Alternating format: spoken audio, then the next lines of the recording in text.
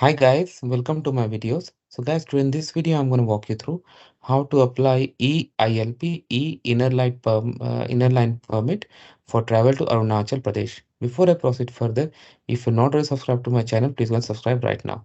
So guys, this online process is only for Indian nationals, Indian citizens. And there are certain regions in India or certain areas where you do need a special permit if you want to travel, although it's very easy to get. So Arunachal Pradesh is one of them. So how you can apply?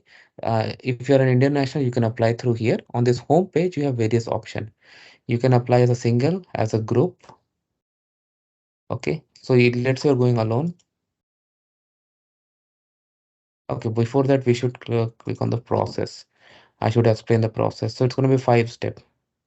Fill information, upload the documents, submit the application. Then authorities are going to check. If they approve, then payment link will be visible in your application. You can go ahead, pay the fee, and then you can print your permit and carry along with your documents when you visit. So apply single if you go, close. Crossing office, you can select where you want to do it. Okay. Based on your location.